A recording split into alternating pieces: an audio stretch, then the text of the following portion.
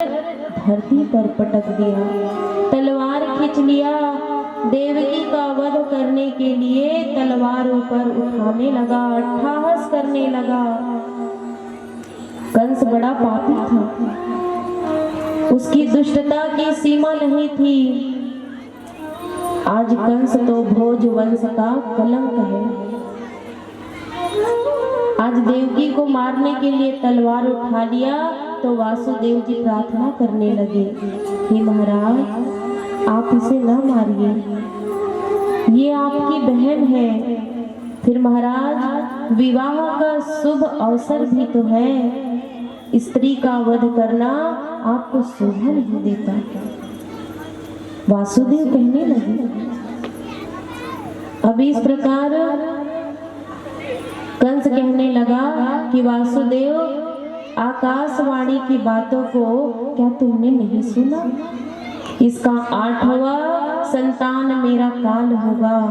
तो वासुदेव कहने लगे कि महाराज आपको इसके 8वें संतान से भय है ना, तो मैं उस संतान को आपको लाकर दे दूंगा। सो हे महाराज इस स्त्री का वध ना करें।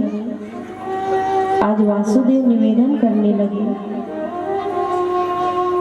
आज वासुदेव जी ने प्रशंसा आदि से सम्मानित से समझाते हुए प्राणदान की याचना करने लगे। वासुदेव जी ने कहा महाराज इसके जितने भी संतान होंगे उसको मैं आपको लाकर सौंपते जाऊंगा। आज कंस जानता था कि वासुदेव जी के वचन झूठे नहीं हैं।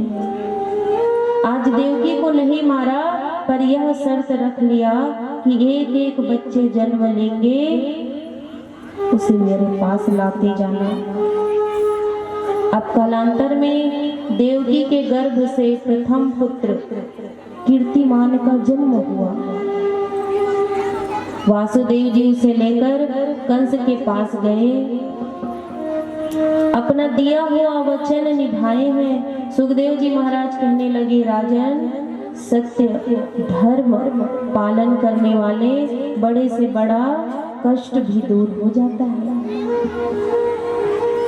सुखदेव जी महाराज राजा परीक्षित को बताने लगे। आज कंस बड़ा प्रसन्न हुआ। वासुदेव जी सत्य निष्ठा उनकी सभ्यता को देखकर कंस सोचने लगे कि वासुदेव ने अपना वचन पूरा किया। परंतु कंस कहने लगा वासुदेव जी आप इस नन्हे सुकुमार बालक को ले जाइए, क्योंकि ये तो पहला संतान है, मुझे इससे कोई भय नहीं। आज वासुदेव जी जल्दी जल्दी अपने बेटे को लेकर वापस जाने लगे। कंस बड़ा दुष्ट था, क्षणिक बुद्धि था। वासुदेव जी को लगने लगा कि कभी भी यह बुला सकता है मुझे, क्षणिक बुद्धि वाला है।